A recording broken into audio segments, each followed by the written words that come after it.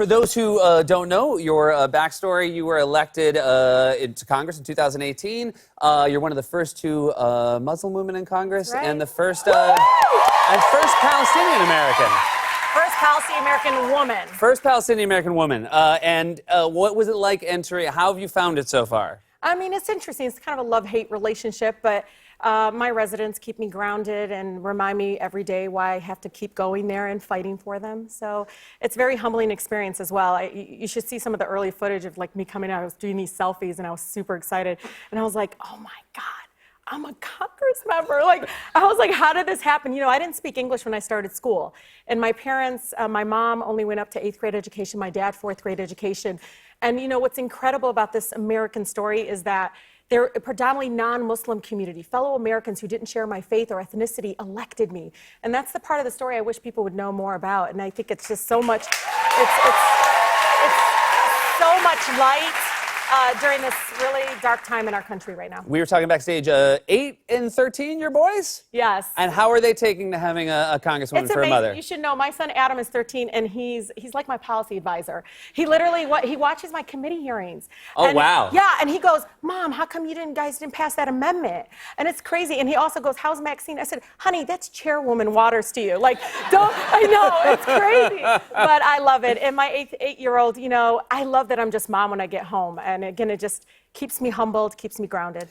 So I want to talk about this. We've had you booked for months. We've been very excited about it. And we were talking backstage. You've had a crazy day. Yeah. You did a podcast. When did you actually record the podcast? I feel like last week. Okay, so it came out, and a lot of people have been talking about it, both sides of the aisle. You were talking about the tragedy of the Holocaust, and the words you used was it gave you a calming feeling because you were happy that it became a safe haven.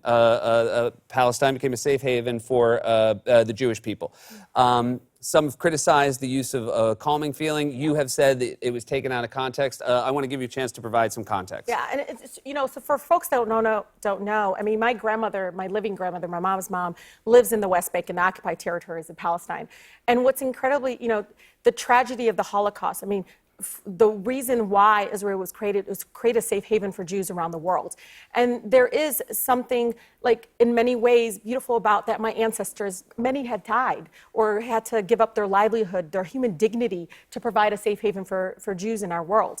And that is something I wanted to recognize and kind of honor in some sort of way. But I also think it's important because I want Palestinian people also to find some sort of, you know, light in this kind of what's happening, but also, you know, in the end, I said, I want all of us to feel safe.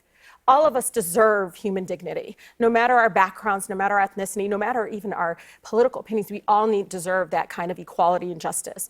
And, you know, for me, I wanted to uplift that and bring that to light. And it was unfortunate. You know, I got a text message from a friend who's like, hey, next time, you know, really clarify, maybe talk like a fourth grader, because maybe the racist idiots would understand you better. So it's just, you know, I will continue to speak truth to power and continue to uplift my grandmother through love. And that's all I can do is continue to share the human impact of what it means to be Palestinian in the occupied territories. You know, you know, it's nice, I think, to have someone in Congress that as a Palestinian who has a platform, because obviously it happens very rarely. It's certainly in the media, you don't get the Palestinian perspective. It does. I actually think it wouldn't hurt for all of us to talk about the history of that part of the world on a 4th grade level, because I actually don't think a lot of us here understand it. And I think that there's a very, very bad faith argument was made today that you were calmed by the Holocaust. Of course. I think there was a good faith argument that maybe your history was not in alignment with everyone else. And I mean, do you feel like there's a way to talk about the history of that part of the world that people here in this country that maybe don't fully understand it could grasp it more? Absolutely. I mean, I think for me, I grew up in the most beautiful, blackest city in the world, in the country, which is the city of Detroit.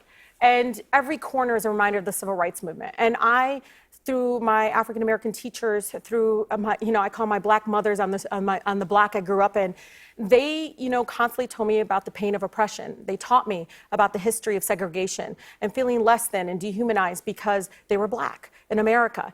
And a lot of that lens that I bring to this issue, and that's how I talk about it. The fact that, we are dehumanizing a whole community to uplift others, but I don't think that's truly going to keep anybody safe. It's truly not going to lead towards peace and equality and justice. And you have to, when you look at this issue, come from a place of values. People want to go ahead and jump and choose sides. No, come from a place of values, because by the end, you will choose the right side of history when you do that. You mentioned your district, and obviously the things, you're getting attention today for sort of international affairs, but you also have to take care of your district at home. Poverty is a very serious issue at home. How are you addressing that back in Michigan's 13? And the 13th congressional district knows I always have their back. They taught me to be unapologetically, myself and speaking truth to power. But they come first. I have 4 neighborhood service centers where getting people through everyday issues has to go hand in hand with the policy work. And, the challenges around economic oppression in many ways is something that they can't wait for me to pass a bill. So I need to be able to pick up the phone, use the power of the letterhead. Just the last couple weeks ago, a woman who's hearing impaired needed her Social Security benefits. And it took like one phone call for us to call. And we found out it was an administrative error on the part of the Social Security Administration. And we got her $38,000, Seth. And to me, I was like, this is why I'm here. I want to change people's lives today. They shouldn't wait years for us to pass Medicare for all, minimum wage increase, and all the things that I think are critically important in our country right now.